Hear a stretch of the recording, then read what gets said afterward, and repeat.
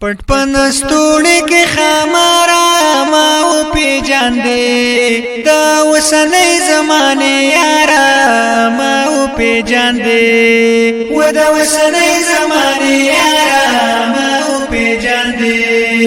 پټ پنستوړي کې خامارا ما او پیجاندې دا وسنۍ زمانه یارا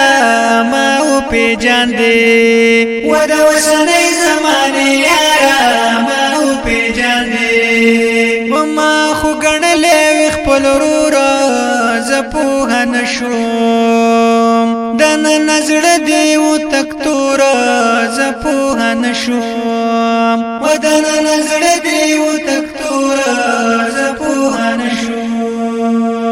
وسرا معلوم شول غدارا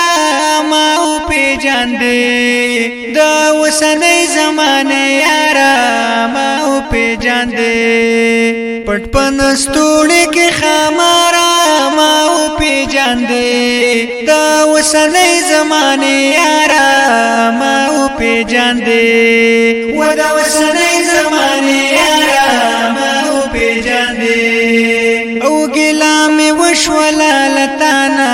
دا څنګه پښتونه پیسې دی ورکړه زمانہ دا څنګه پښتونه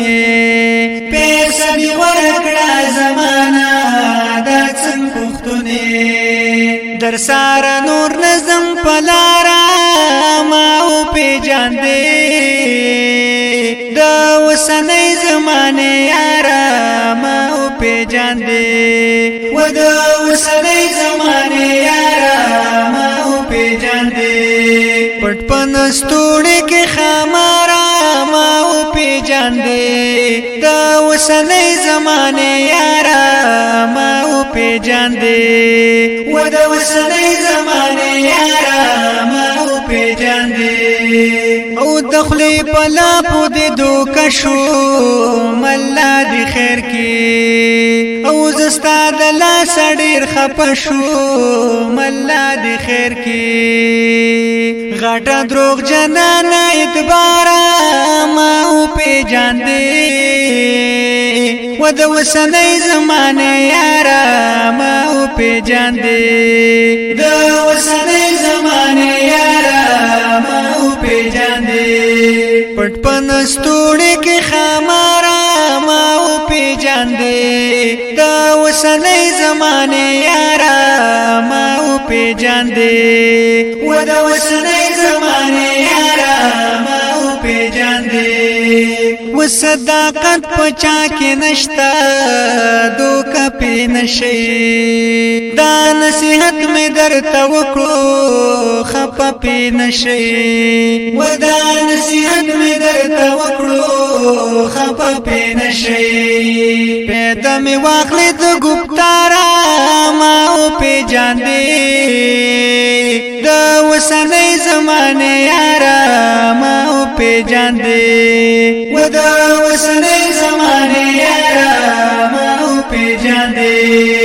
پټ پنستوړي کې خامارا ما او پیجاندې دا وسنۍ زمانه یارا ما او پیجاندې و دا وسنۍ زمانه یارا ما او پیجاندې و د ټګۍ ډکې دوستانې دي هر څوک خبر شي وس د هر چا پخله باندې دي هر څوک خبر شي وس د هر چا پخله باندې دي هر څوک خبر شي زړه در لسیزې په انګارا ما او پیجاندې و د وسنۍ زمانه یارا ما او پیجاندې د وسنۍ زمانه یارا ما او پیجاندې پټ پنستوړي کې خامارا ما او پیجاندې و د وسنۍ زمانه یارا ما او پیجاندې و د وسنۍ زمانه یارا ما او پیجاندې د سلطان زیب مجنون قلم دا ولې جاړي او نن راته ډېر ښکاري بېدمه دا ولې جاړې نن راته ډېر ښکاري بېدمه دا ولې جاړې پاته دې لګې د اشعاره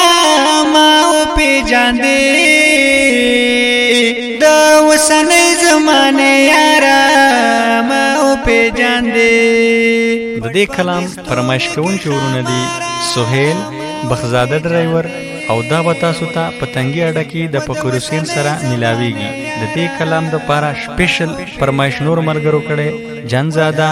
فرمان الله او بنیامین خان. شاعر دی د دې کلام ګران او محترم ورور سلطان زیب مجنون او په आवाज دی د خان محمود خیل چینار. و د وسنۍ زمانې یاره ما وپېژاندې و د وسنۍ زمانې یاره ما وپېژاندې پټ په نستوڼي کې ښاماره ما وپېژاندې و د وسنۍ زمانې یاره ما وپېژاندې و د وسنۍ زمانې یاره پټ په نستوڼي کې ښاماره ما وپېژاندې و د وسنۍ زمانې یاره ما وپېژاندې و د وسنۍ زمانې